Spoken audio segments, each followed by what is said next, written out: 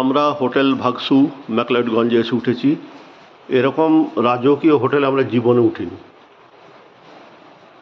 পুরো লন দিয়ে ঘেরা এবং বিশাল এরিয়া, চারধারে শুধু পয়েন্ট ফার দেবদারু, আর এইরকম অর্ধবৃত্তাকার হয়ে চলে গেছে সমস্ত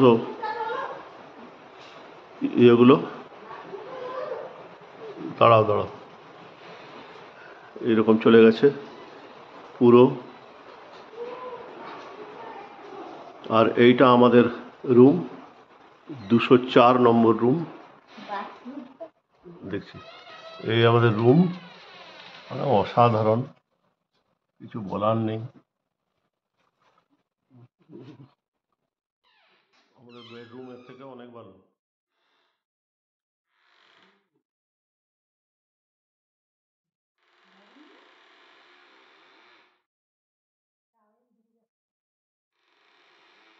রুম থেকে বেরিয়েই এখানে একটা আমাদের বসার জায়গা আছে, মানে একদম রাজকীয় ব্যাপার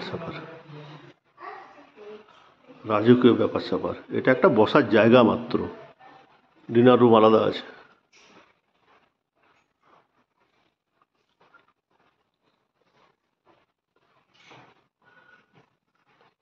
খুব সুন্দর, একদম কাঠের কাজ।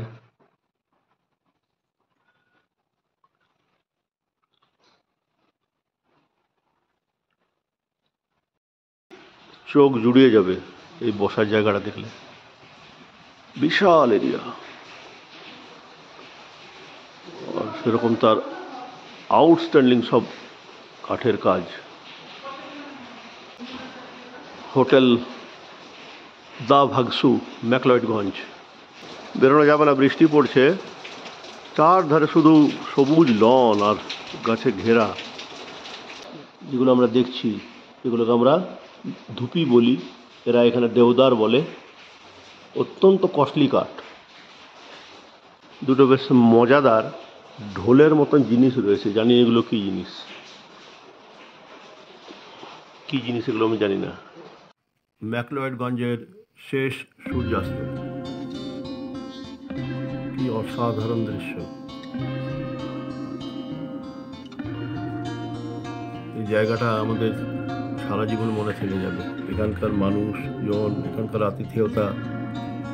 Good bye ম্যাকলয়েডগঞ্জ।